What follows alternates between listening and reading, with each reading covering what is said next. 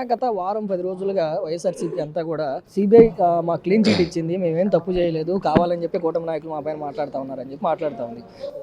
దానికి సమాధానంగా నిన్న పవన్ కళ్యాణ్ గారు కూడా మాట్లాడటం జరిగింది. సిబిఐ ఎక్కడా కూడా క్లీన్ చిట్ ఇవ్వలేదు, వీళ్ళే అలా ప్రచారం చేస్తున్నారు అని చెప్పి. ఏంటి మీరేం చెప్తారు?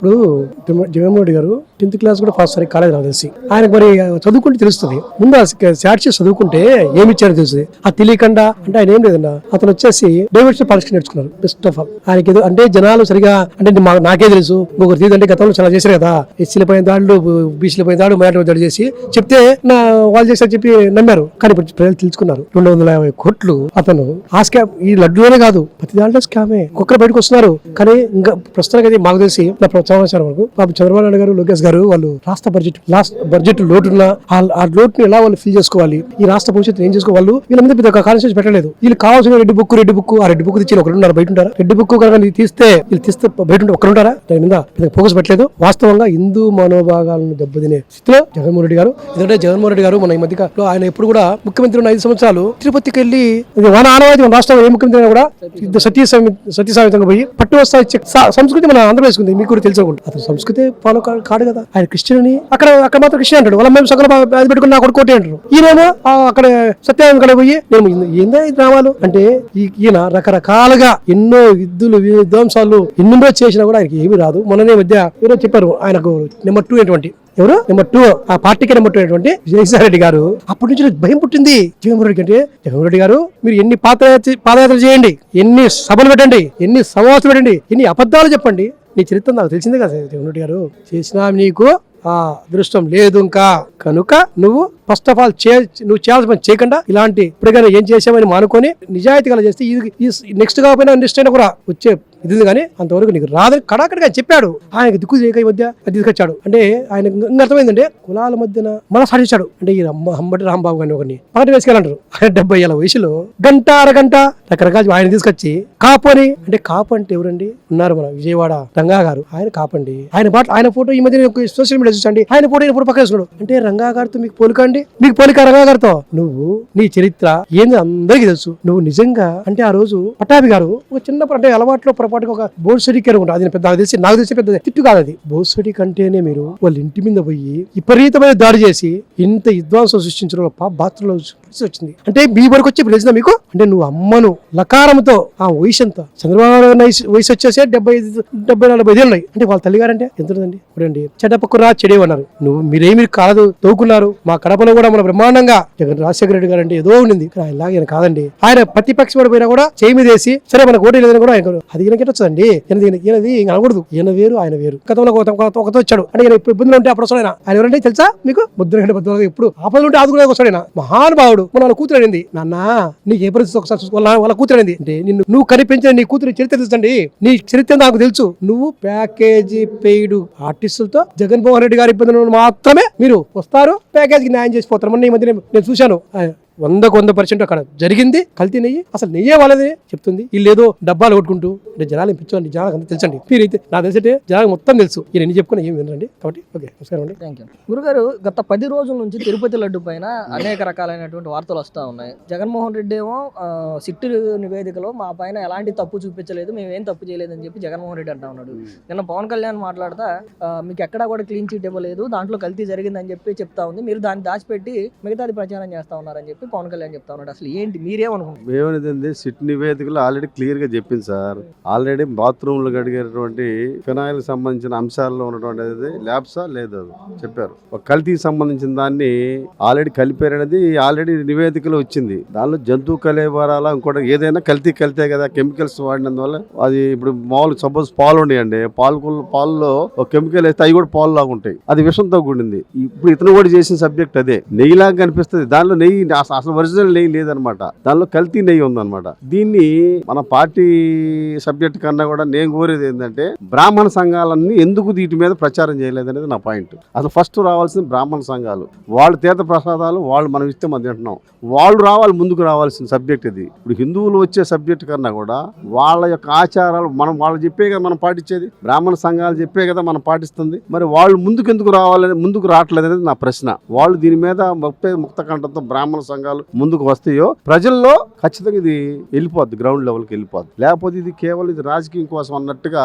ప్రజలకి నిజంగా జరిగినా కూడా ఈ రాజకీయం కోసం అనే భావన కలుగుతుంది. ముందు బ్రాహ్మణ సంఘాలు వీటి మీద ఎక్కువగా స్పందిస్తే ప్రజల్లోకి ఖచ్చితంగా ఇది వెళ్ళిపోతుంది. హిందువులు కూడా ఈ అంశం మీద ఏకతాటిపైకి వచ్చే అవకాశం బలంగా ఉంది. అంటే ఎలా, అంటే జగన్మోహన్ రెడ్డి ఎలా మాట్లాడగలుగుతున్నారంటే క్లియర్ గా సిట్టు నివేదికలో కానీ లేదంటే అతను ఒకటే పట్టున్నాడండి, అతని ఉద్దేశం ఒకటే. మీకు గమనించినట్టుగా ఇప్పుడు రాష్ట్రంలో గమనించినట్టుగా హిందూ సాంప్రదాయాన్ని పాటించే కొంతమంది క్రిస్టియానిటీ వైపు మొగ్గు చూపిస్తున్నారు. ఆల్రెడీ తనకి ఫిక్స్డ్ గా ఓట్ బ్యాంక్ ఉన్నటువంటి ఒక సామాజిక వర్గం ఉందని అతని యొక్క భావన. కానీ వాళ్ళు ఏం లేరు, గతంలో 2019లో ఉన్నట్టు ఇప్పుడేం లేరు. అట్లే ముస్లింస్ వర్గాలు మాకు అనుకూలంగా, వీళ్ళు బీజేపీతో పొత్తుండటం వల్ల మాకు అనుకూలంగా ఉంటారనే భావన అతనిలో ఉంది. కానీ ఇప్పుడు ప్రజలు ఆల్రెడీ ఒక ఐడియాకి వెళ్ళిపోయారు. ముందు రాష్ట్ర అభివృద్ధి ముఖ్యం, సంక్షేమం ఎన్ని జరగాలంటే సమర్థవంతమైన నాయకుడు కావాలనేది చదువుకున్నటువంటి యువకుల్లో బలంగా ఉంది. ఇప్పుడు అనుకున్నటువంటి మతాల వ్యవహారం, కులాల వ్యవహారం ఇప్పుడున్నటువంటి రాబోయే తరాలకి ఇవి ఎక్కువ. వాళ్ళకి ఎక్కుతున్న విషయం సంక్షేమం ఎవరు చేయగలుగుతారు, అభివృద్ధి ఎవరు చేయగలుగుతారు, అలాంటి నాయకుడికే పట్టం కడతారండి. దాంట్లో ముందు వరుసలో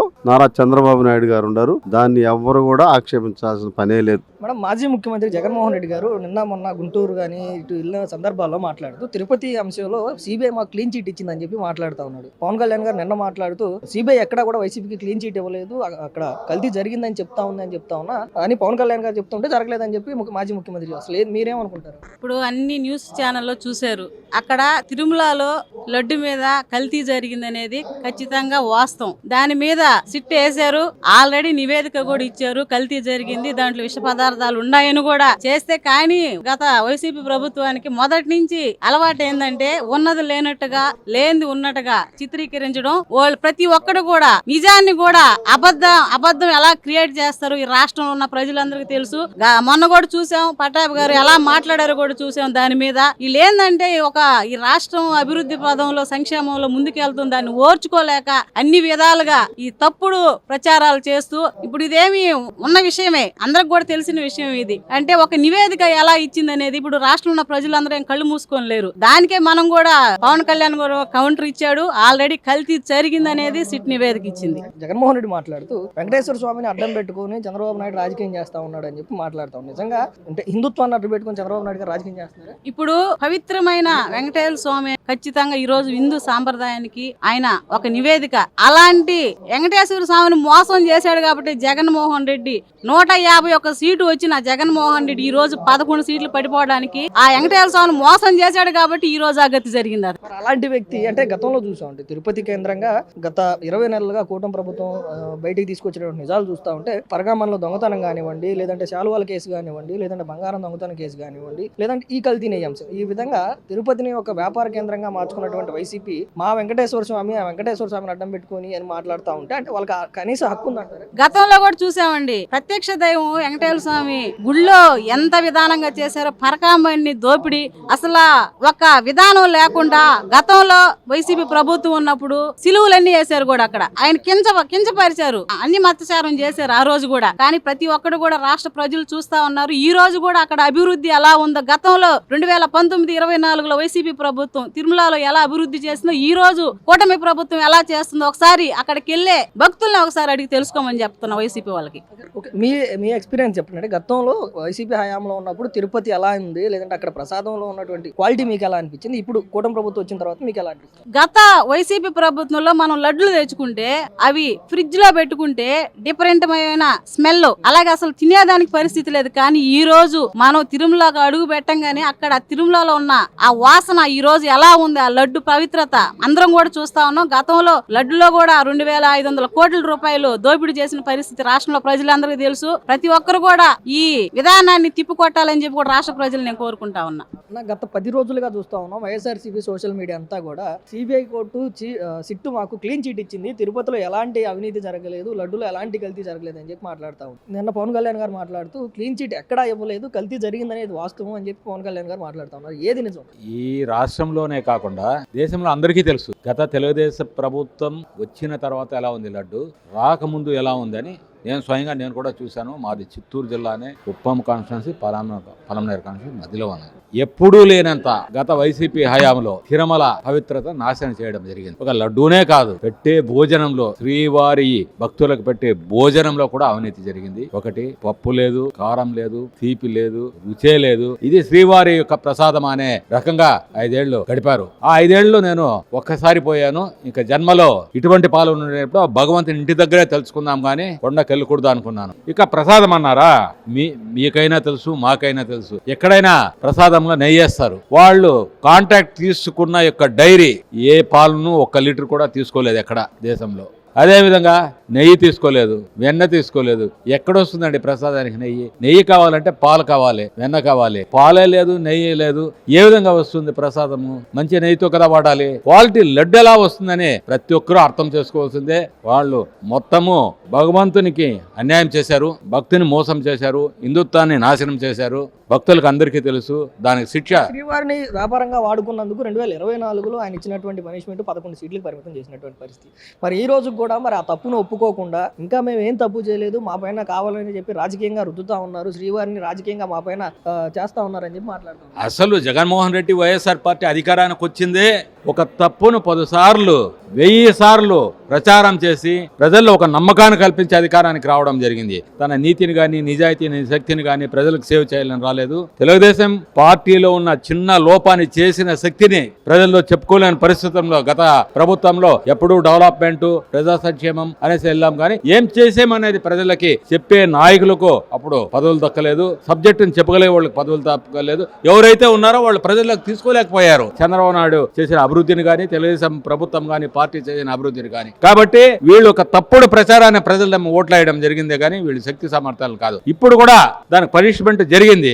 ఇప్పుడు కూడా వాళ్ళు ప్రజల్లో ఇది చర్చ జరగకూడదు, ప్రజలకు తెలియకూడదు అనేసి డైవర్ట్ చేయడము, అంబాటి రాంబాబు తిట్టడము, అది కావాలని తిట్టడం కాదు. ప్రజల యొక్క కంటిని, మనసును తప్పించాలి, లడ్డూ నుంచి, తిరుమల నుంచి తప్పించాలనే విధంతో ఈ గలబా చేయడం జరిగింది. వాళ్ళు అనుకునింది అచ్చు కొద్దిగా సాధించారు. ఎందుకంటే తిరుమల గురించి వదిలేసి ఇప్పుడు అంబాటి పరికరాని వ్యక్తి, అతడు ఆంబోత్, అసలు మాట్లాడే శక్తి ఉంది.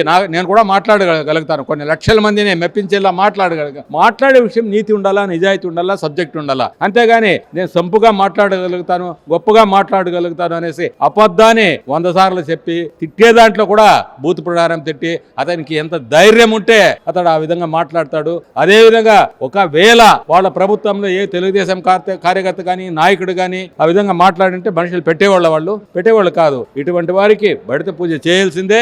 ప్రజలు చేసింది తప్పు కాదు. ప్రజల్లో విప్లవం రావాల్సిందే.